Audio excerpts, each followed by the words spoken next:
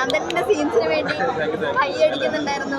അടിപൊളി സിനിമ, എല്ലാവരും പോയി അടിപൊളി എക്സ്പീരിയൻസ് ആയിരുന്നു. ഭയങ്കര ഫണ്ണാണ്, ഭയങ്കര രസമാണ് അഭിനയിക്കാനൊക്കെ. എല്ലാവരും സിനിമ കാണുക, സപ്പോർട്ട് ചെയ്യുക. എനിക്ക് പടം കാണാൻ പറ്റിയില്ല എന്നുള്ള സങ്കടമാണ്. പക്ഷെ നാളെ എന്തായാലും പടം കാണും. ഭയങ്കര സന്തോഷം ഇത്ര വലിയൊരു സിനിമയുടെ ഭാഗമാവാൻ സാധിച്ചു. ചിത്രയുടെ ഡയറക്ടർ ആയതാണ് ഭയങ്കര ഹോംലി ഫീലാണ്. രണ്ടുപേരുടെ വിക്രം സാറിൻ്റെയും തുഷാരുടെയൊക്കെ മോളായിട്ട് അഭിനയിച്ചു എന്ന് പറഞ്ഞാൽ ഒരുപാട് സന്തോഷമുണ്ട്. എല്ലാവരും പടം കണ്ട് വിജയിപ്പിക്കുക.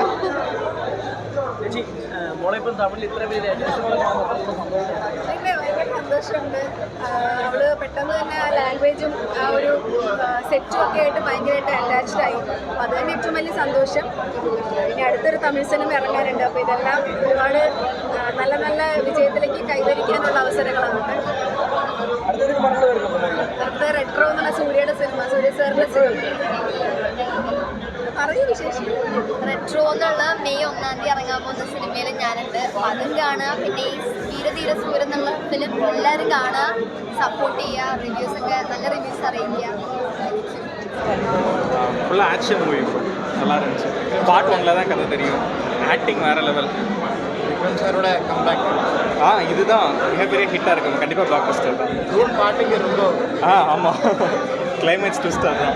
அதே ரிவ்யூவில் சொல்லக்கூடாது, நீங்கள் போய் படத்தை பாருங்கள்.